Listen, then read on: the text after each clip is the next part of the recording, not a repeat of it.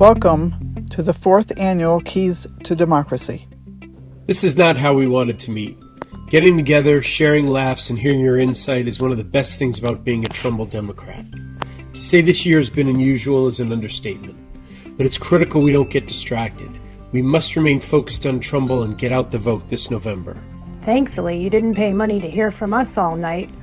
We have a great event planned for you with some very special guests, so sit back and enjoy the show. We are honored to begin our event with a special message from our very own U.S. Senator Richard Blumenthal. First elected to the U.S. Senate in 2011, Dick Blumenthal has remained focused on issues like civil rights, education, veteran affairs, and gun sales reform. Now, as we all live through the COVID-19 pandemic together, our senator continues to advocate for Connecticut and is working hard to ensure that help gets into the hands that need it the most. It is our honor now to introduce Senator Richard Blumenthal. Good evening, Trumbull Democrats. I'm really excited and honored to be with you on this Keys to Democracy dinner and awards event. It's virtual, but no less important and powerful for being remote. And I'm here in front of the old State House, one of the symbols of our democracy, for this Keys to Democracy greeting to you. I'm particularly grateful to your First Selectman, Vicki Tesoro, and to Tom Kelly, your chair, for giving me this opportunity and for their leadership, and to Sujata Gadkar Wilcox for her serving as the keynote speaker, but also as a great state representative candidate and future servant in that capacity. I want to congratulate as well Laurel Anderson and Tracy Gallup. They are receiving really wonderful awards recognizing their contributions to democracy. And to Will Haskell, my great friend and colleague in legislating, and I want to wish him all the best for his re-election as well. Receiving the Kevin Sutherland Award is a special honor. Knowing his parents, Doug and Teresa, I will always remember Kevin as an inspiration for democratic values. We are approaching an election that has never been more important. We know it will take work to regain our democracy. And so this Key to Democracy event offers an opportunity to commit ourselves, to inspire each other, and to make sure that we leave no stone unturned in making sure that we win for Democrats. And that kind of victory is as important at every level, whether it's state representative or state senator or Congress. And we need to devote every ounce of energy and time that we can to making sure that we leave nothing on the table when November comes. Thank you so much. Thanks for all your great work. And I'm really honored to be with you tonight. Thank you. And thanks for all your help to me over so many years and in the future. Take care and be well.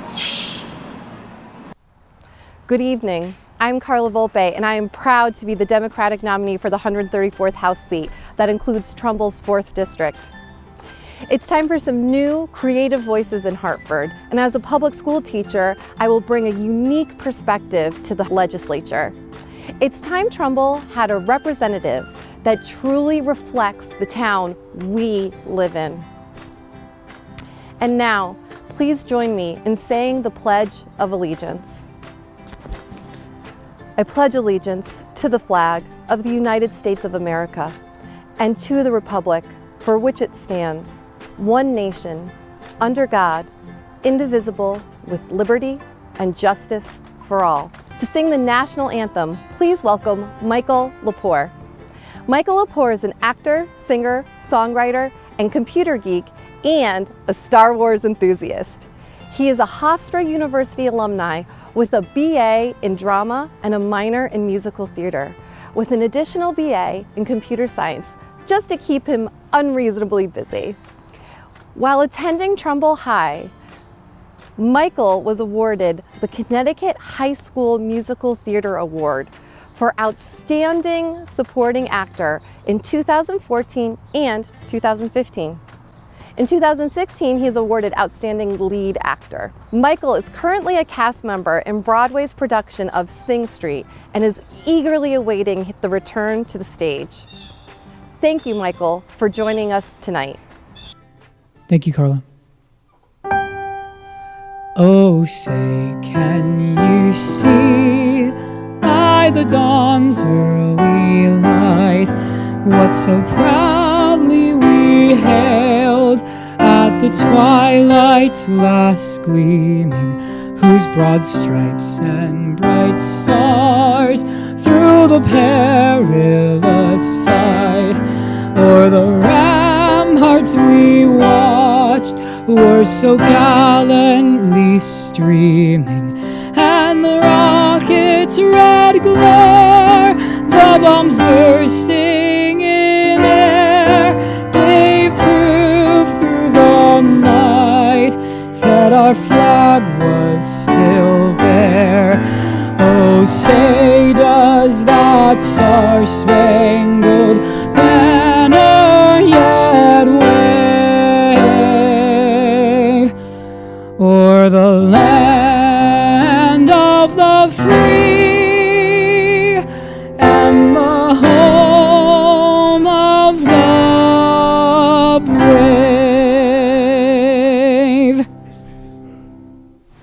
Thank you, Michael. And now to welcome Senator Marilyn Moore, who is serving in her third term as Trumbull's representative in the 22nd State Senatorial District. As a lifelong Bridgeport resident and community activist, Marilyn has been a force in advocating for health, equity, living wage, and legislation that supports and protects Connecticut communities. Marilyn is the Deputy President Pro Temp of the Connecticut Senate, Chair of Human Services, General Bonding, and Children's Committees. She also is a member of the Executive and Legislative Nominations, Finance, Revenue and Bonding, and Legislative Management Committees. We welcome Senator Moore and wish her good luck in her November re-election run. Good evening. I'm State Senator Marilyn Moore, representing the 22nd Senatorial District, Trumbull, Monroe, and Bridgeport, and I bring you greetings.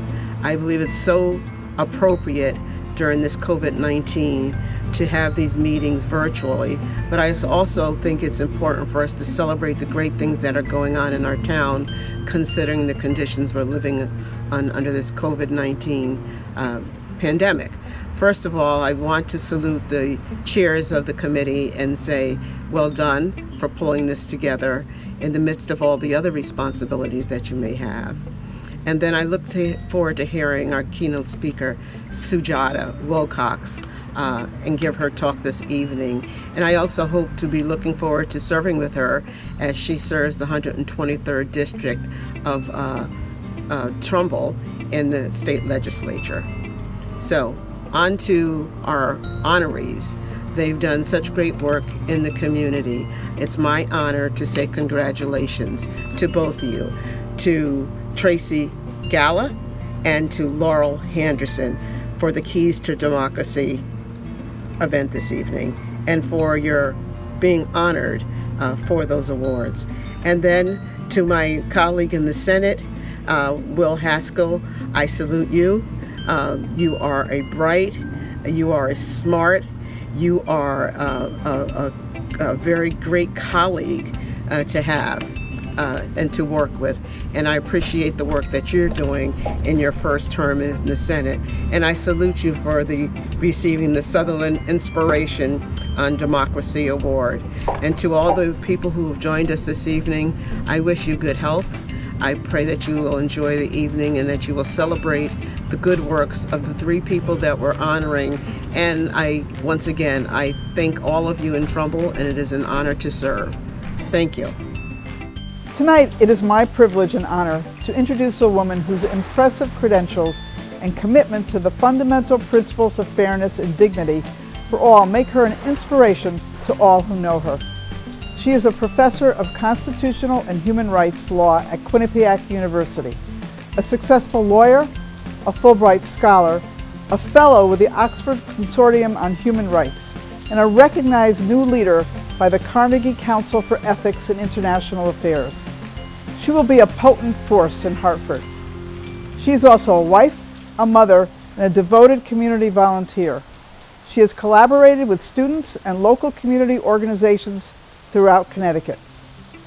Right here in Trumbull, her passion for the young people who will one day lead our nation is exemplified by her work with our award-winning We the People Constitutional Studies team at Trumbull High School. She is active in the Rotary Club, the League of Women Voters, the PTA, and the Connecticut Human Rights Partnership. She is also our candidate for state representative in the 123rd District. She is brilliant. She has the right values, and she is committed to doing the right things for the right reasons. She is the right woman at the right time. I proudly introduce to you our keynote speaker and my friend, Sujata Gadkart-Wilcox. What a time to be engaging in politics. Most people would say that cynically, given the strain on civility, the assault on our Constitution, the hyper-partisanship that's creating unnecessary divisions and making public dialogue more difficult. And of course, on top of it all, the pandemic. When it comes to human rights, there are plenty of ways to see the glass half empty. The pandemic has created more poverty, widened the health gap, and has exposed the limits and flaws in our current social, economic, and legal systems. But I see the glass half full. The pandemic has provided us an opportunity to strengthen human rights by strengthening our democracy. Human rights depends on democratic engagement, on communities coming together at the local level to support each other, and on robust civil and political institutions that are serving the public. On the occasion of his 80th birthday in 1939, the great American philosopher John Dewey wrote that the task of democracy is forever that of creation of a freer, more human experience in which all share and to which all contribute. More than 80 years later, his insights are even more essential for us to successfully emerge from our current global pandemic. In this moment, we have realized that we depend on each other. And even as we're facing a global pandemic, we see that every action at the local level has ripple effects that impact other individuals and other communities. We have learned that engagement and education in current affairs is not optional, but instead is critical to our survival. We have seen a rise in political engagement, grassroots action, protests, rallies, and most importantly, neighbors going above and beyond to support each other in their own community. And that sense of common purpose, that sense of common decency, that sense of common humanity is what human rights is all about. If we try, we can make it what our politics is about too. Because politics should be about what is good for the public. It should be about caring about other people before yourself. What we need today is a politics of human rights.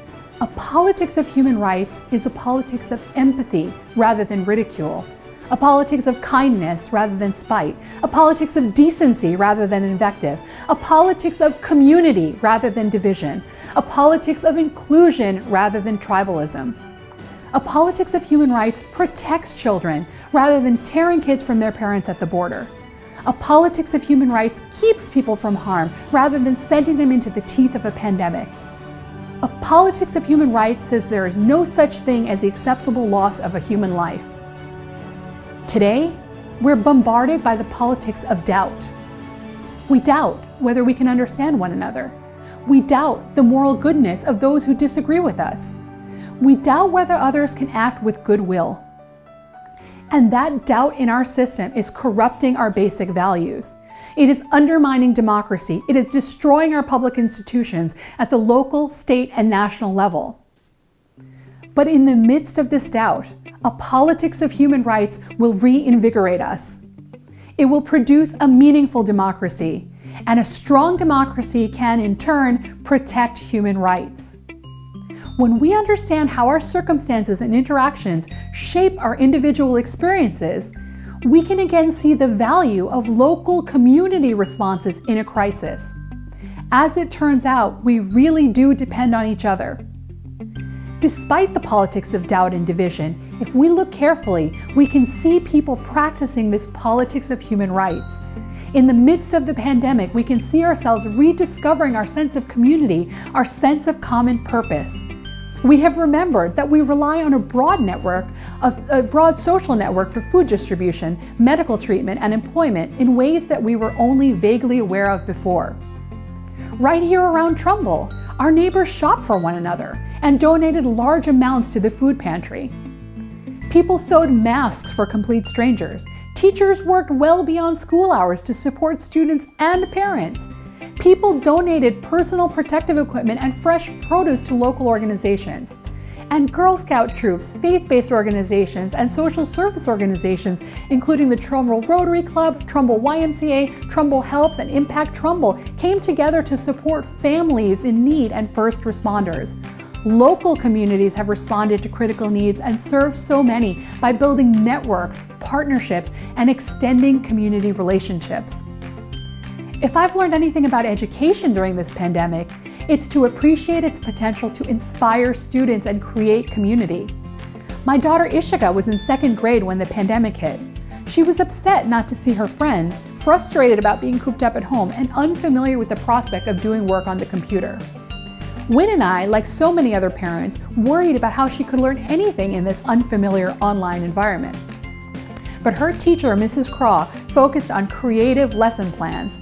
She had Ishika building claw machines out of cardboard boxes and using old discarded pieces of twine to learn math. And like so many of our teachers in Trumbull, Mrs. Craw worked long hours to make sure that Ishika kept learning. This unfamiliar situation sparked creative solutions. We made new personal connections with her and the other parents in the class as we learned about each other. We became a true learning community.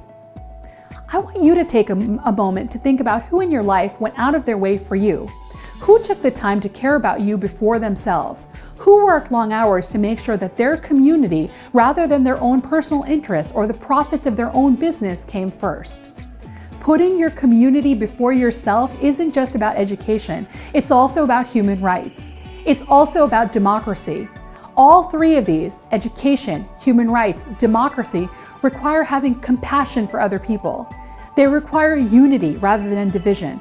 They require faith in the ability of others to act for the common good. And they require selfless effort to uplift the community by pitching in to help other people. Human rights, education, and democracy are all about understanding the common experiences from which we derive our basic sense of dignity. You see, democracy isn't just a form of government, it is a way of life. We must work through disagreements.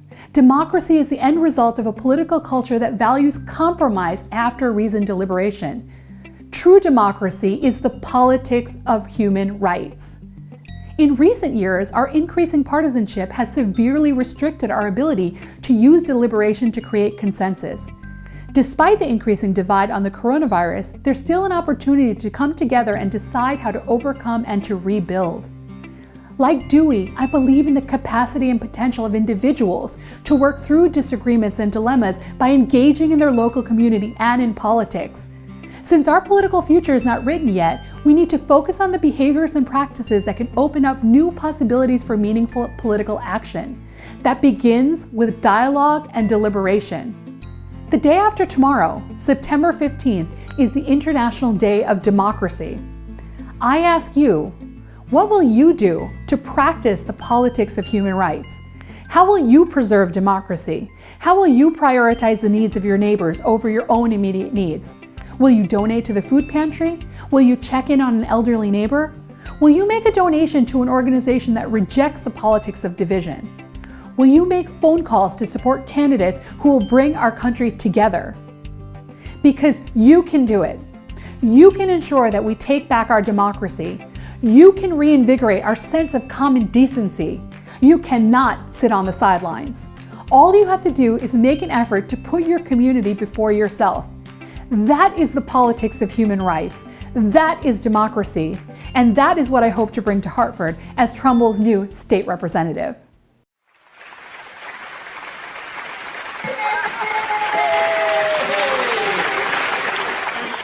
And now I'd like to introduce Congressman Jim Himes, who represents Connecticut's 4th District in the United States House of Representatives, where he's serving his 6th term. Congressman Himes has worked to keep our country safe, encourage economic growth, secure jobs for the middle class, and protect the civil rights of all Americans. He supports education, technological growth, and science to create opportunities for Connecticut. Jim is a member of the House Committee on Financial Services and serves as the ranking member of the NSA and Cybersecurity Subcommittee. We wish him all the best with his re-election this November. Hi everybody, Jim Himes here. I'm just delighted to be able to join you tonight, virtually, unfortunately, as we celebrate the remarkable activism and work that the Trumbull Democrats and all of the Trumbull activists have done over these many years. And of course, as we commit ourselves to the work that we have to do, the really essential work that we have to do between now and Election Day. Part of the way, of course, that we rededicate ourselves to that work is to celebrate those who have worked so hard in the past. And tonight, of course, we have 3 tremendous award winners who so deserve our acclamation and our congratulations. We start with Laurel Anderson, who is a Trumbull resident and former Trumbull Registrar of Voters, who is receiving the Keys to Democracy for Citizenship Award tonight for her incredible work over a long period of time. Then we've got Tracy Galla, who's a lifelong Trumbull resident, who's receiving the Keys to Democracy Award for volunteerism for her tireless work in our communities. And then maybe most personally gratifying and emotional for me is my good friend and my remarkable staff member, Senator Will Haskell. Will, as you know, has just been a phenomenon since he emerged onto the political scene, won a significant upset, and just works tirelessly to understand his constituents and to do what is right for the people who elected him. And what's so just amazing to me is that tonight he receives the Kevin J. Sutherland Inspiration in Democracy Award. There's not a day that doesn't go by or an hour when I don't think about Kevin Sutherland. He was an intern in every one of my offices and most of my campaigns, and talk about a remarkable, motivated, committed young man. And I know I share with you the fact that just a day doesn't go by when I don't miss Kevin, and I can't think of a better recipient for the Kevin Sutherland Award than our friend Will Haskell. Congratulations, Will. Congratulations, everybody. We've got a lot of work to do between now and Election Day. Thank you, Congressman Himes. He continues to be such a great friend for us here in Trumbull. And now it's my pleasure to introduce one of this year's recipients of the Keys to Democracy Award. Our recipient is a lifelong Trumbull resident. She's currently on the Trumbull Day Commission, past PTSA Council Board member, and current PTA member, and a campaign volunteer for Vicky for Trumbull. Every year, she organizes the school supply drive for Trumbull students, heads up the TDTC's holiday gift donation for a Trumbull family in need, as well as the veterans at Homes for the Brave. Tracy organizes the TDTC volunteer effort for the Trumbull Community Women's annual Tidy Up Trumbull Day. This award is given to someone who spends so much time and an extraordinary amount of effort making Trumbull a better place to live. And this award goes to a person who exemplifies the very best in Trumbull volunteerism. It is now my privilege to present this year's award to the Keys to Democracy to Tracy Galla. Congratulations, Tracy. Thank you, Anthony, and members of our Keys to Democracy Committee. When I found out I was receiving the Keys to Democracy Award for volunteerism last winter, I immediately thought of the people on our town committee who have been recognized at our event in the past. Mary, Lisa, Doug, and so many others who I admire for their dedication to our committee and to our town. I thought, why would I receive an award simply for volunteering some of my time? I'm not an elected official, and I haven't even run for office, which is actually the one thing I'm pretty good at saying no to. But I've watched people throughout my life who embody that phrase, volunteers don't have the time, they have the heart. They've given hours of their time with little or no recognition. People like my mother, Maureen, who worked full-time when I was growing up, yet always found a way to be in the schools to help my teachers, run school events and fundraisers, and even sew costumes for the school musicals. At the height of the pandemic, my mom made and donated about 800 masks for essential workers. My sister Chrissy, who took it upon herself to order and distribute 1,000 Black Lives Matter lawn signs around her small town of Hingham, Massachusetts, as well as surrounding towns. Because she was able to secure sponsors to cover the costs, a check was written for over $11,000 to the NAACP Legal Defense and Educational Fund. I am regularly inspired by people I work side by side with, like my neighbors, Kim and Dean Fabrizio and Ruth Fontilla, who are always willing to offer their time and talent to anyone who needs them. My husband Dave inspires me every day. People joke with us that if there's a committee I'm not on, he is. Whether it's coaching baseball, serving on the school's PTA boards, or even organizing the Pumpkin Run 5K, which raises scholarship money for Trumbull High, Dave is our guy. But of all the people who inspire me to volunteer, the two most important are my boys, Cole and Sean. I want them to experience how good it feels to help others and know that one person really can make a difference. There are far too many people to mention who deserve the recognition I am receiving today, most of whom are watching right now. So on behalf of all of you, the people who put in the time when you don't have the time, to make our schools, our sports teams, our fundraisers and communities, and even our lives better. Thank you.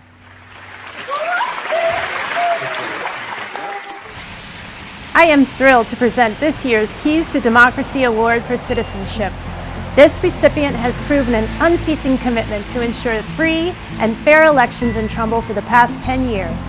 She's an active member of the League of Women Voters, she's a member of the Trumbull Housing Authority, and she is chair of the 2020 Trumbull Redistricting Committee. She has served 3 terms as the Democratic Registrar of Voters. In that role, she worked hard to modernize the election process and to protect the rights of all voters. Although she is not one to seek the spotlight, she continues to actively engage our citizens to participate in local government. Her dedication never ceases. I cannot think of a better person more fit to receive the 2020 Keys to Democracy Award for Citizenship than our very own Laurel Anderson. Thank you, Mary Beth, and thank you to the members of the Trumbull Democratic Town Committee for selecting me to receive this honor. I have several passions in my life: my husband and family, my friends, women's rights, and of course, voting rights. It was one of the epic honors of my life to have been able to serve as Registrar of Voters so that I could help ensure that every citizen's right to vote is secure and that their votes count. I've been involved in elections, debates, and voter registration drives for most of my adult life in whatever municipalities I called home, and also with the League of Women Voters and the Women's Campaign School at Yale. However, serving on the 2020 Redistricting Committee was my first time serving on a town council committee, and was, to say the least, an interesting experience. My siblings and I were born into this fascination with elections and politics. My dad was a block captain in our Apponaug-Grand Island community, always sharing the inside political news of the day, but also instilling in us a sense of duty, obligation, and pride in casting our votes as soon as we turned, 21 at that time. My parents served as poll workers for decades. The activities for which I am being honored are labors of love, and since I enjoy them so much, it seems like I should not be honored for them. However, I do have a group of people in my life who should be honored, first of whom is my husband, Michael, for his uncomplaining support over the years, lonely dinners and weekends alone, while I was out volunteering for one thing or another. Just a few of the other people I would like to mention for their volunteer work are my friends Lisa for all the volunteer work she has done for the TDDC, Planned Parenthood, and gun control, my other Lisa friend who has the unstinting efforts with cat rescue, and then of course Jean, Gloria, and Carol for their work with voters and voter education. However, mostly in this time of near Armageddon, seemingly endless disasters, trials, and tribulations, there is one person who deserves this award in Trumbull beyond anyone else: Vicki Tesoro. Vicki, you are my personal hero, and I accept this award in your name for the hours, days, and weeks you spent at the helm of our town, steering us through the pandemic, the economic downturn, and that horrible storm. I don't know how you managed to keep up with the pace or that smile on your face. You must be exhausted. Thank you for everything you do for the citizens of Trumbull. So, on behalf of everyone who works to protect our democracy and our way of life, I accept this award tonight. Thank you very much.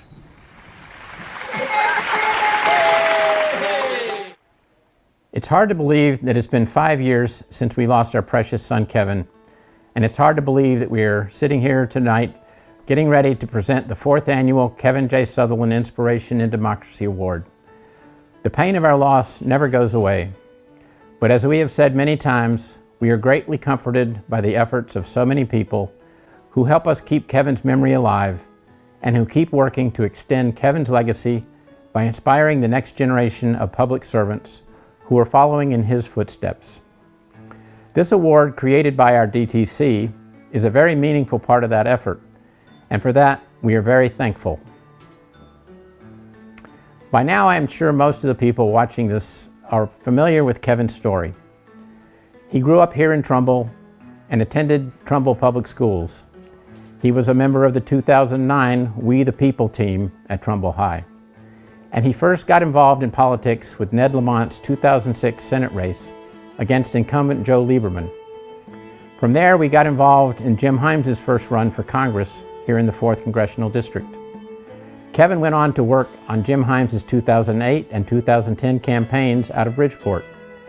During his freshman year at American University, he volunteered in Barack Obama's White House Office of Presidential Correspondence, and eventually he interned in Congressman Hymes's DC office during his senior year at American University. At AU, Kevin majored in political science with a minor in communications in the School of Public Affairs. And during his 4 years there, Kevin honed his graphical communications and social media skills while working with the AU College Democrats, helping run the Kennedy Political Union, and finally serving 2 terms as the Secretary of the AU Student Government. Kevin's technical talents combined with his keen mind for politics and political history was a powerful combination as he ventured out into the real world, and he eventually found his calling as a digital political strategist. His career in politics was just starting to blossom when his life was tragically ended on a DC Metro train on the 4th of July, 2015.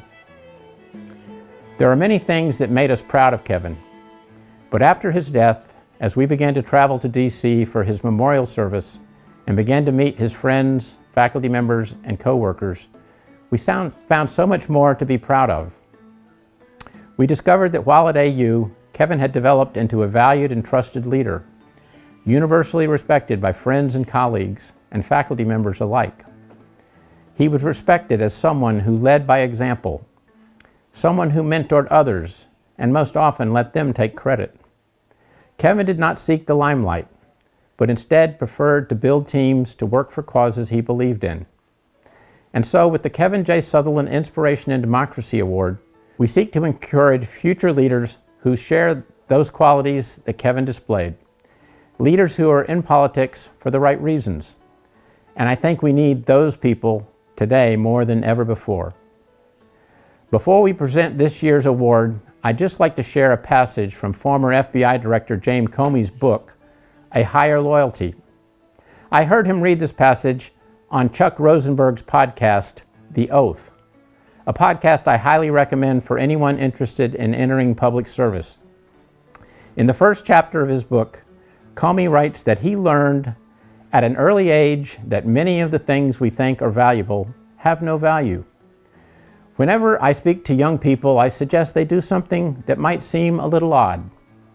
Close your eyes, I say. Sit there and imagine you are at the end of your life. From that vantage point, the smoke of striving for recognition and wealth is cleared. Houses, cars, awards on the wall, who cares? You're about to die. Who do you want to have been? I tell them that I hope some of them decide to have been people who used their abilities to help those who needed it. The weak, the struggling, the frightened, the bullied. Stand for something. Make a difference. That is true wealth. When I heard Comey read that passage, I immediately thought about what I wanted to say to the young people at this year's Keys to Democracy dinner. Use your abilities to make a difference. And if you do that, everything else will take care of itself. Whether you live to be 24 or 104. And you can look back with no regrets, as I think most people would say that Kevin did. And what more can we ask for in this life? So now it is our honor to once again recognize someone who we think exemplifies the characteristics that Kevin was striving for. Someone who is in public service for the right reasons. Someone who is young but who is making a difference. We add this name to the list that includes Matthew Karuglian, Ashley Gaudiano, Sujata Gadhar Wilcox, and Michael Wright. We first met Will Haskell 10 years ago at a Democracy for America meeting at the Silver Star Diner in Norwalk. He was only 14 years old, but you could already tell he knew what he wanted to do with his life. He was working on the Himes campaign, and it was clear that politics was in his blood. He was working out of the Bridgeport campaign office, and it was there that Will and Kevin's paths would briefly cross. Will went on to work in Senator Chris Murphy's campaign and that of Hillary Clinton. And then, like Kevin, college took him to Washington, D.C. For Will, it was Georgetown University, where he would pursue a degree in political science. While at Georgetown, Will would intern in Congressman Himes' office and later that of Senator Murphy. He would also spend a summer interning at the Democratic National Committee, working on a project to defend voting rights. During that effort, he discovered that Connecticut had some of the most restrictive voting laws in the country, and that his own state senator had led the charge to make voting harder, not easier. That knowledge led him to decide to run against the 20-year-plus incumbent Republican of the Senate for the Senate seat in the 26th district, in and around his hometown of Westport. So Will and his college roommate headed to Connecticut right after graduation in 2018 and began putting together their campaign. Fueled by young volunteers, many just high school students too young to vote, they raised their CEP money in a week and hit the pavement, knocking on doors, holding over 100 meet and greets, and running on a platform of toll roads, tougher gun control, and making Connecticut an attractive place for young people to live and work. Along the way, Will picked up many endorsements, including one from a fellow named Barack Obama. And on election night, Will swept to victory with a margin of more than 6%. Over the last 2 years, Terry and I have watched Will grow into the improbable role as the youngest member of the General Assembly. He's a serious politician. He's compassionate and hardworking. He's confident without being arrogant. He has had to deal with some difficult issues during his first term, and he has represented his district well. And so, for all his hard work and dedication to making this world a better place, it's our honor to recognize Senator Will Haskell's accomplishments and to encourage him to continue on the path that he has set, pursuing politics for the right reasons. Terry will now read the citation that accompanies the Kevin J. Sutherland Inspiration in Democracy Award. This award is given in memory of Kevin Joseph Sutherland by the Trumbull Democratic Town Committee in the hope that Kevin's dedication to democratic ideals and principles will continue to inspire future generations of public servants and political activists. The recipient of this award has demonstrated the characteristics expressed by American University President Neil Kerwin in honoring Kevin on August 30th, 2015. A deep commitment to undertake hard work without regard for the rewards of recognition or even immediate personal gratification that might be gained. The recipient has also demonstrated a commitment to continue the fight that Kevin had dedicated his life to fight for a more perfect union. The 2020 Kevin J. Sutherland Inspiration in Democracy Award is hereby presented to Will Haskell. Okay. Congratulations, Will. Thank you so much, Terry. Thank you, Doug, for your kind words. This is such Very, very well earned. Thank you. I'm not sure Kevin Sutherland ever knew me, but I certainly knew Kevin Sutherland. To a 14-year-old volunteer, he was sort of an icon, unabashedly progressive, and now I know where he got that. Kevin was always in the room where it happened. And at a young age, he became a core member of Congressman Himes' inner circle. He knew the issues and he knew the politics of Fairfield County like the back of his hand. And that was something that I truly aspired to. Like so many of you, I wish I could have seen all that Kevin was likely to accomplish over the last 5 years. He was someone who believed that everybody deserved a seat at the table where decisions are being made, and clearly that belief runs deep in the Sutherland household. Decades ago, President Kennedy promised that a torch was being passed to the next generation of citizens, the next generation of leaders. We haven't seen that yet, sadly. Although representative democracy requires that every generation have a seat at the table and a voice in the legislature, I find that very often I'm the youngest person in most rooms in Hartford, just as Kevin was the youngest person in most of those campaign offices where I got to see his work. But that torch that President Kennedy spoke about, it remains lit thanks to the work of people like Doug and Terry. At every turn, they mentor and support those who are considering a career in politics or thinking about getting involved, interested in volunteering, interested in making their community just a little bit better. They're available as friends and advisors, not just to me, but to so many others in Fairfield County and in fact in Washington, D.C., where students at American University and interns continue Kevin's great work. The torch remains lit thanks to people like Senator Marilyn Moore, who I have the honor of working alongside in the Senate. Marilyn is constantly working to build a more inclusive government. She embodies Shirley Chisholm's wisdom that when they don't give you a seat at the table, you need to bring a folding chair. It remains lit by people like Vicky Tesoro, who demonstrate what's possible when we elect Democrats to lead municipal government. It remains lit because of Sujata and Carla, who I hope to work with soon in Hartford.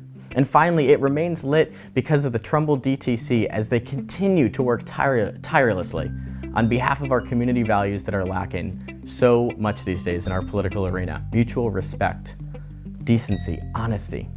Thank you for continuing that fight, and thank you to Terry and Doug for this tremendous honor. I am really humbled by this award. And as Kevin reminds us in his writing, at the core of American exceptionalism is the idea that we keep trying to do better, to be better. We keep pushing that boulder up the hill. We know that Kevin's fingerprints, although he's no longer with us, are all over that boulder, and I'm so proud to be just another set of hands as we work to do better and be better here in Trumbull, here in Connecticut, and across the country. So thank you so much, Terry and Doug. Thank you, Will. Thank you for being a great example.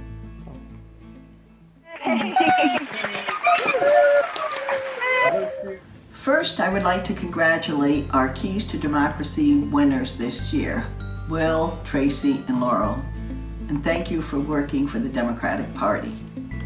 I have the pleasure tonight of introducing U.S. Senator Chris Murphy. Chris has had a long career representing Connecticut. He was a state rep, and then became a state senator, and then in 2006 he defeated Nancy Johnson, a 12-term incumbent for the 5th congressional seat. And 6 years later, then Chris ran for U.S. Senate and won. Chris has been a strong leader throughout his career. In the Senate, he has led the fight for the Affordable Care Act and continues to fight to prevent it from being eliminated. He has been a national voice on gun control, foreign policy, and immigration issues. And you have probably seen him on cable TV or on national news programs. He also has taken a walk across Connecticut every summer, but this year, due to coronavirus, he hasn't done it. So welcome, Senator Chris Murphy. Hey, Trumbull Dems, Chris Murphy here. I hope you have a great fundraiser, and I'm just so excited that you're focusing on this issue of human rights. As you know, I serve on the Foreign Relations Committee, and I just believe that America has a role to play for good in the world. When we stand up for democracy and human rights abroad, we're making America safer. The more people that have access to human rights and self-determination, the safer the world becomes for us and for everybody else who lives in it. But we have a conversation about human rights right here in the United States today. We have police officers who are targeting people of color in ways that make us absolutely cringe when we see the videos. We have folks in military uniforms, unmarked, with no identification, busting up peaceful protests. We have a president who is waging a war against the free press. We have to fight for human rights right here in the United States, because we can't be that force for good that I imagine if we don't get our own house in order here. So I hope that you focus both on our mission to promote human rights here in the United States, while also understanding that we have a mission to play throughout the world. We got a lot of work to do between now and November. Don't take anything for granted. Don't believe these polls that say Joe Biden's winning by 11 points. This is going to come down to a handful of votes all across the country. Don't take for granted that our legislative majority here in Connecticut is safe. They've taken some important, tough votes, and we got to defend our members. That means you got to make phone calls. You got to use social media. We got to do our campaign a little bit different this year. But we got to work just as hard this year, even given these extraordinary circumstances, as we work every year. I know you'll do it because you have had so many amazing successes in Trumbull over the last few years. We're just asking you to do it again. As we bring our program to a close, I want to first recognize our award winners, Tracy Galla and Laurel Anderson, as well as the Kevin J. Sutherland Inspiration and Democracy Award winner, Will Haskell. I would also like to thank our sponsors who consistently give so generously to support our party and this dinner, which is our biggest fundraiser of the year.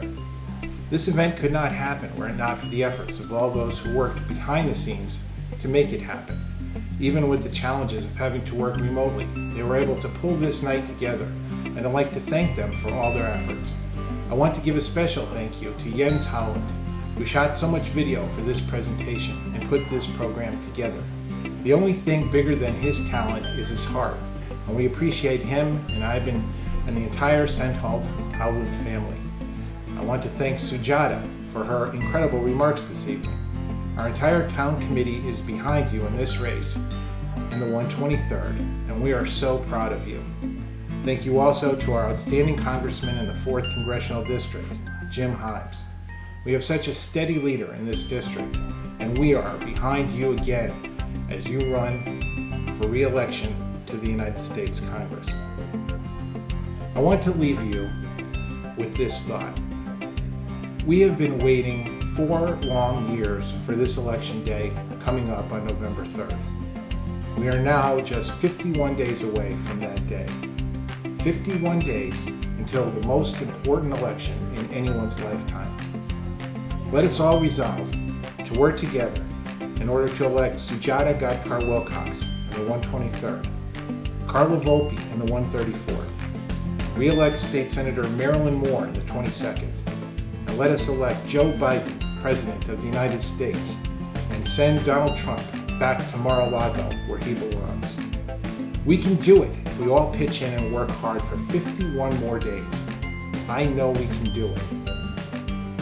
Thank you for coming to our Keys to Democracy dinner and participating in a different way. I look forward to seeing you all in person at next year's event when we will be past this pandemic. In the meantime, stay healthy and well. Onward to November 3rd. And now I'd like to turn it over to Rabbi Brody, who will close with a prayer. I am Rabbi Colin Brody from Congregation B'nai Torah. I would like to begin by expressing my gratitude to our first selectman, Vicky Tesoro, for her diligent leadership of the town of Trumbull, especially during the COVID-19 pandemic and the recent serious weather event. We are all truly blessed that she is our first selectman. We have all greatly benefited from her diligent stewardship of our town. I would also like to thank the keynote speaker this evening, Sujata Gadkar Wilcox, for her memorable address. Her theme that we depend on each other is so very important. That idea is the foundation of the Jewish belief, although in the context of human rights, we also teach human responsibilities. There is a story in Jewish tradition of a boat full of passengers at sea. One of them begins to bore a hole in the bottom of the boat. Upon being reprimanded, he replies he's only boring a hole under his own seat. Yes, his fellow passengers reply, but when the waters rush in, we shall all be drowned with you. The point is obvious. Our destiny is interwoven with the deeds of everyone else. Judaism teaches, Al tifrosh min hatzibor, do not separate yourself from the community. Judaism teaches we should direct our energy to the needs of God's people, and that is how we find grace in the eyes of God and humankind. I will end with this blessing.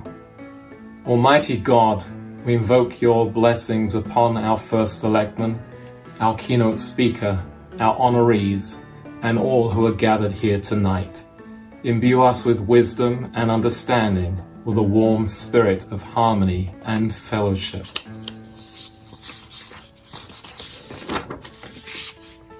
May all that we do be generated by earnest consideration for the welfare of our fellow human being.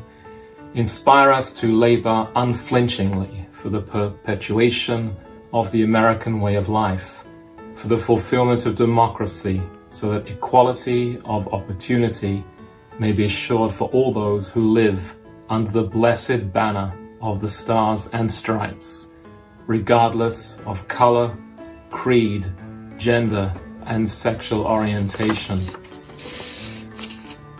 Help us to dry up these swamps of racial poison and to uproot the ugliness of irrational fear, prejudice, and selfishness.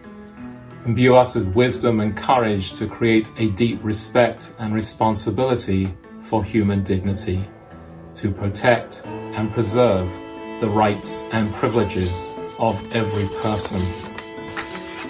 Grant us the understanding that no nation can long endure if equality is not granted to all. May this nation, under your guidance, see a new birth of freedom, whereby all those created in your image will enjoy life, liberty, and happiness. And let us say together, Amen. Thank you, and good night. Congratulations to all of our award winners tonight, Tracy, Laurel, and Will. We're incredibly proud of you. Thank you for all that you do for the town. And Sujata and Carla, good luck to you on your upcoming It's